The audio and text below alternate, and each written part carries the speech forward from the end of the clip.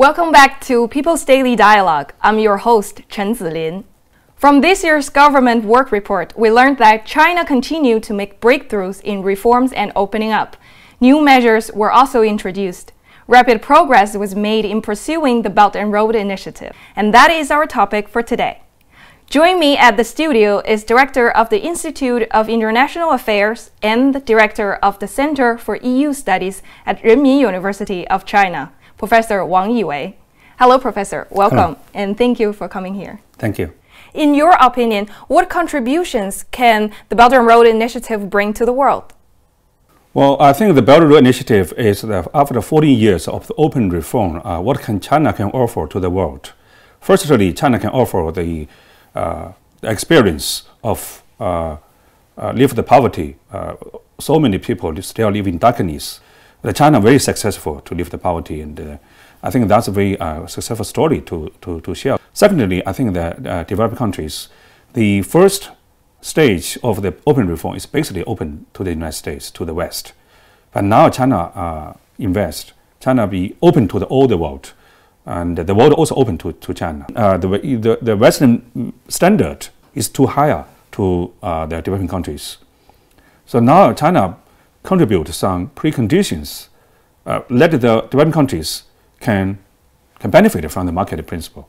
In the past, the Europeans' high standard make the African countries still live in a still absolute poverty situation.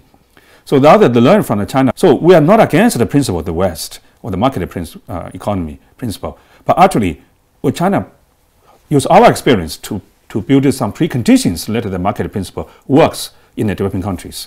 So that's reason Belt and Road Initiative is so welcome, not just from the developing countries, from the developing countries as well. The Belt and Road Initiative also received some questions and doubts on its transparency and sustainability, which was also raised by reporters at NPC press conference. So how would you respond to such concerns? It's very natural because the Belt and Road Initiative is only 6 years old baby, and China for the first time put so-called huge ambitions of the initiative. That's also very new. Usually it's put by the United States or the Western country. So many Western people say, oh, this is a Chinese Marshall Plan.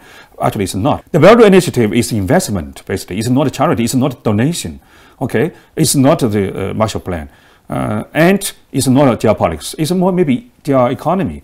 And it's more mutually connected. So they need, I think, a new reference to understand what the Belt and Road Initiative it is. Now, the very, very popular concern last year is so-called the debt crisis. That those poor countries, lots of investment from China, but that's the misunderstanding, of course. Firstly, build the infrastructure. Every country needs loan the money from abroad. China also, Guizhou, the poorest province in China, now the economy grows most fast. It's too digital because of the high-speed railway network and also big data. So this case shows the other developing countries, debt is no problem. This debt is for investment, it's for infrastructure, this is for the long term. Like Chinese people say, if you get rich, build the road. In a simple way it's different with the West. So sustainable development, transparency, high standard, this also China highlights. It's not contradictory with the Western media. The problem is those countries are very poor. So how can you apply the high standard, the European standard, to those countries? So China is a transformation. We, from the most poorest country in the world, now to be the number 2 economy of the world. So that's a very successful story we will share with those countries. This contributes to the world peace and stability. Followers of People's Daily overseas social media platforms showed their interest and support to the Belt and Road Initiative as well. Many left comments and wondered if all countries can participate in and benefit from the Belt and Road, since they haven't seen any related projects in their own country. How would you answer to this question? Well, President Xi Jinping said Belt and Road Initiative initiated by China, but belongs to the whole world. It's not just belongs to China.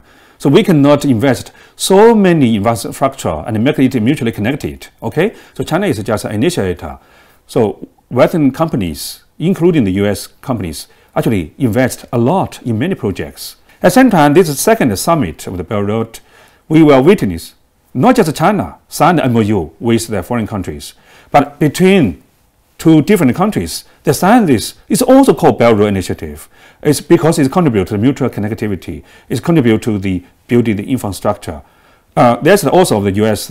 Predicted that the coming 4 decades for the humankind will invest the infrastructure more than the past 4,000 years, because that costs lots of money. So we need more international financial participation of that. That's the Belt Road Initiative want to contribute. The goal is the community of the shared future for humankind.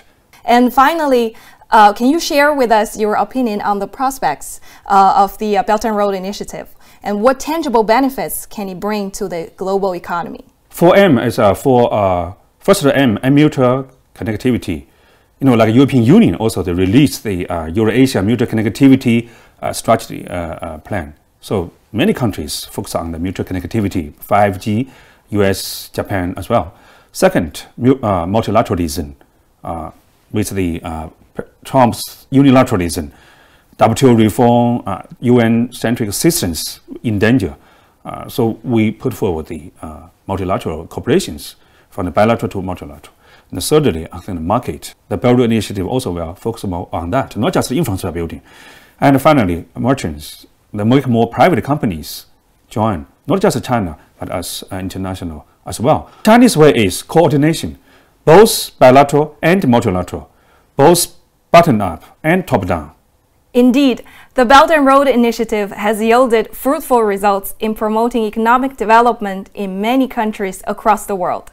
Like you said, China is willing to work with more countries to add to local people's happiness. Thank you again for sharing your insights with us today, Professor Wang. This is People's Daily Dialogue. Thank you for watching, and please stay tuned for more in-depth coverage of China's ongoing 2 sessions. See you next time.